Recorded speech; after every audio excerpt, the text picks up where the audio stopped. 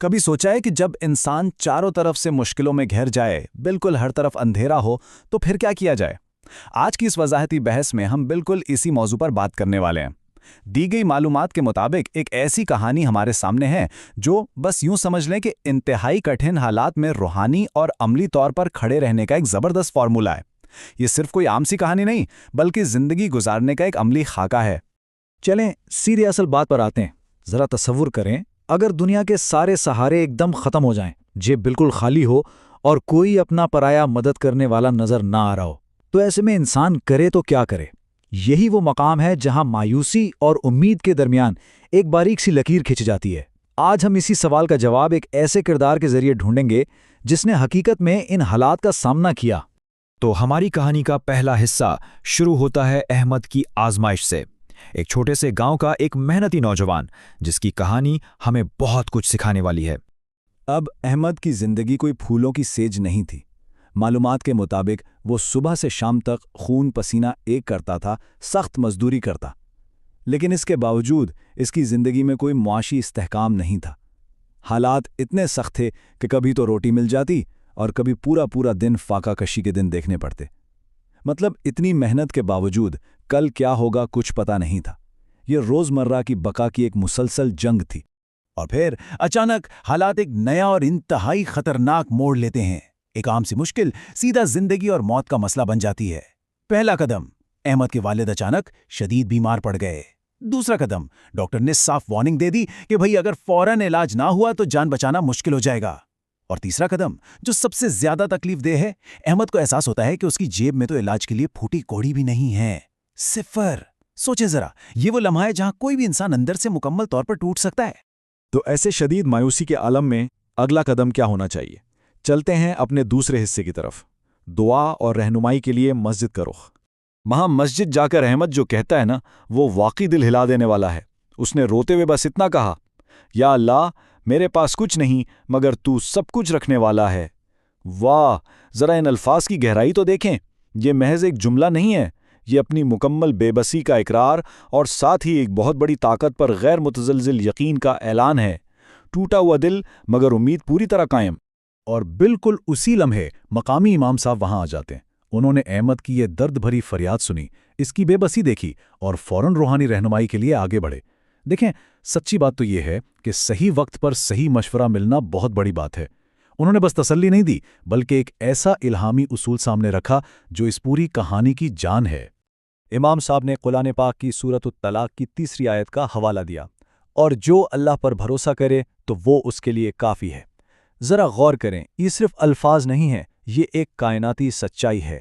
اس کا مطلب یہ ہے کہ جب آپ اپنا ہر معاملہ پورے دل سے اوپر والے کے سپرد کر دیتے ہیں نا، تو پھر آپ کو دنیا کے سہاروں کی محتاجی نہیں رہتی، وہ ذات اکیلی ہی کافی ہو جاتی ہے۔ اس آیت کے ساتھ ہی امام صاحب نے 2 چیزوں کی سختی سے تلقین کی جو کہ ان کی سب سے اہم نصیحت تھی: صبر اور دعا۔ یہی وہ عملی اور روحانی ہتھیار ہیں جو بندے کو مایوسی کے اندھیرے میں ڈوبنے سے بچاتے ہیں۔ اور ہاں، صبر کا مطلب یہ بالکل نہیں کہ بس ہاتھ پر ہاتھ رکھ کر بیٹھ جائیں، نہیں۔ صبر کا مطلب ہے حالات کتنے ہی برے کیوں نہ ہوں، اپنا ذہنی توازن اور حوصلہ قائم رکھنا۔ اب آتے ہیں کہانی کے تیسرے حصے کی طرف، نیکی کا صلہ۔ آئیے دیکھتے ہیں کہ یہ چیزیں یعنی عملی بھروسہ اصل زندگی میں کیسے کام کرتا ہے۔ اب اگلے دن کی ٹائم لائن دیکھیں۔ احمد نے ہمت نہیں ہاری۔ صبح سویرے وہ کام کی تلاش میں شہر کی طرف نکل گیا۔ دوپہر کے وقت اس نے راستے میں ایک بوڑھے شخص کو دیکھا جس کی گاڑی خراب تھی۔ اور دوپہر کا منظر دیکھیں، باقی لوگ پاس سے گزرتے جا رہے ہیں، کسی نے مڑ کر نہیں دیکھا، لیکن احمد، وہ رک گیا۔ اس کے اپنے سر پر پہاڑ جتنا بوجھ تھا، لیکن اس نے اپنی پریشانی ایک طرف رکھی اور سخت محنت کر کے اس اجنبی کی گاڑی ٹھیک کی۔ یہ ایک دل پل بے غرض عمل تھا، وہ بھی تب جب وہ خود شدید ضرورت مند تھا۔ اور اس کے بعد جو ہوا وہ کسی ڈرامائی تبدیلی سے کم نہیں۔ اس بوڑھے شخص نے خوش ہو کر جب احمد سے بات چیت کی تو احمد نے اپنے حالات بتائے کہ کیسے اس کے والد کی جان خطرے میں ہیں۔ وہ بوڑھا سن کر رو پڑا۔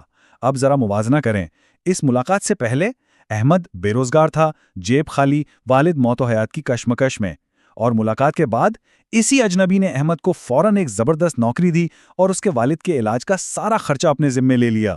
ایک دم سے سب کچھ بدل گیا۔ یہ معجزاتی تبدیلی دیکھ کر احمد خوشی سے فوراً سجدے میں گر گیا۔ और उसकी जुबान पर था, बेशक अल्लाह अपने बंदों को वहां से रिस्क देता है जहां से वो गुमान भी नहीं करते। और यही वो कमाल की बात है।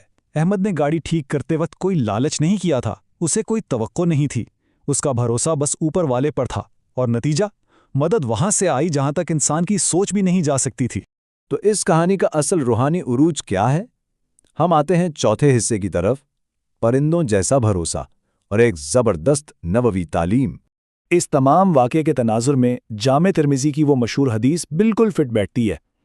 नबी करीम सल्लल्लाहु अलैहि वसल्लम का फरमान है कि अगर अल्लाह पर सच्चा भरोसा किया जाए तो रिस्क परिंदों की तरह मिलता है, जो सुबह खाली पेट भूखे घोंसलों से निकलते हैं और शाम को जब वापस आते हैं तो उनके पेट भरे होते हैं। क्या कमाल की मिसाल है।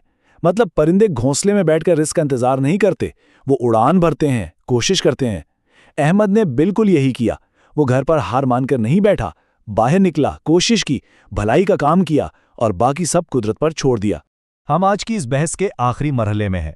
हिस्सा 5, अहम असबाक, वो रहनुमाई जो हमारी रोज़मर्रा ज़िंदगी बदल सकती है। दी गई मालूमात की रोशनी में हम 3 बहुत ही कमाल के सबक सीख सकते हैं। पहला, हालात चाहे जितना मर्जी डरा लें, मुश्किल वक्त में उम्मीद का दामन कभी हाथ से नहीं छोड़ना।